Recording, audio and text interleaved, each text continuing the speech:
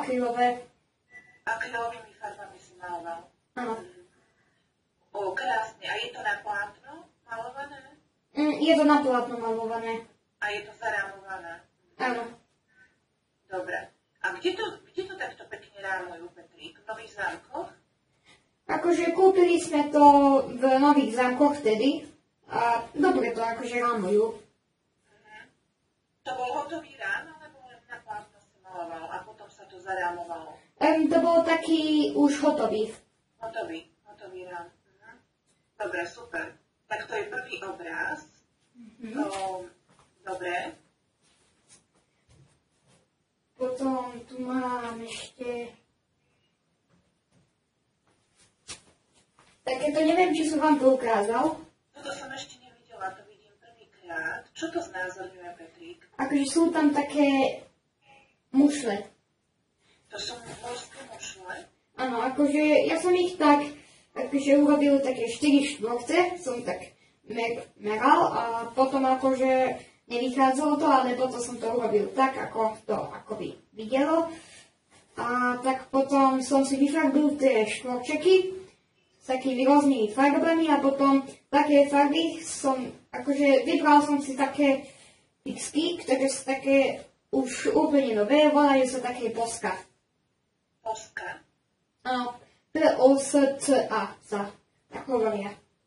Čiže vlastne tu si najskôr vymeral koľko centimetrov má to plátno na šírku a na výšku a potom si to rozdelil na polovice a tam si to nejak označil, ten stred.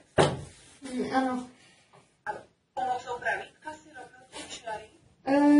Áno, a potom tieto mušle som si len nakreslil a potom som ich tak ofixkoval s takými novými ceruskami, akože, ktoré sa tak akože budú hodiť. A tam si tie farebné štvorce si vymaloval akrylovými farbami alebo inými? Akrylovými, akože všetky obrazy kreslím s akrylovými. A fixkami si urobil tie čierne časti, hej? Tých mušiel. Áno. A potom toto som akože dal akoby perlu od tých mušliek a som to vyfarbil s takou bielou perleťovou, akože. A to je vlastne akrylová farba, tá biela perleť? Áno. Tiež.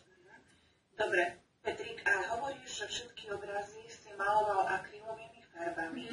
A prečo si vybral práve akrylové? Lebo ešte poznáme napríklad aké farby? Vodové, temperové? Viem, akvarelové, také vodovké, temperové.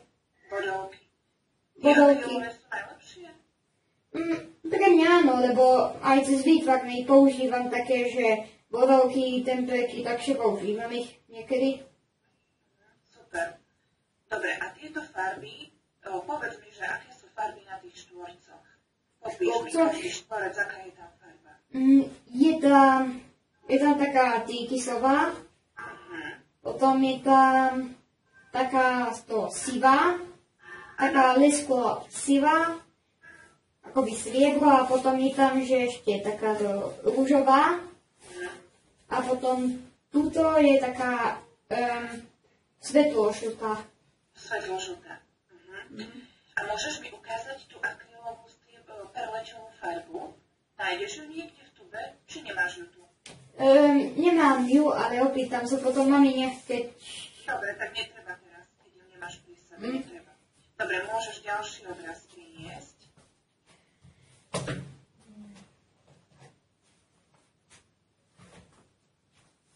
Takže potom idú zase veľké a teraz sú takéto dlhé. Aha, takže toto je obraz, ktorý je užší a vyšší. Áno. To je krása. Popíš mi, čo je na tom obraze. Je tam žaba.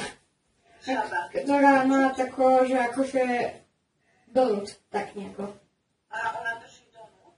Áno. To si ty vymyslel, alebo si to niekde videl? To som videl na internete. Tak si to podľa toho maroval. Áno, ale trochu som to aj urobil podľa seba. A tu si použil aké farby?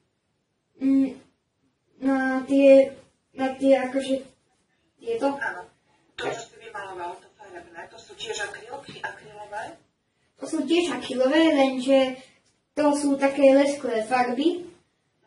Akože je tam taká modrá, zelená, biela, fialová, žltá,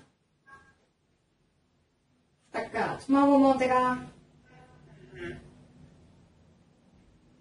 potom taká telová, taká svetlo ružová je tam.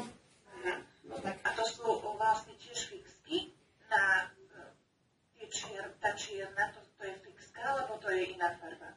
Tá čierna je fixka. Fixka. Super. Bolo ťažké pre teba nakresliť tento obrázok? Nie. Nie. Dobre. A ukáž mi prosím ťa tie fixky, ak ich tam máš, alebo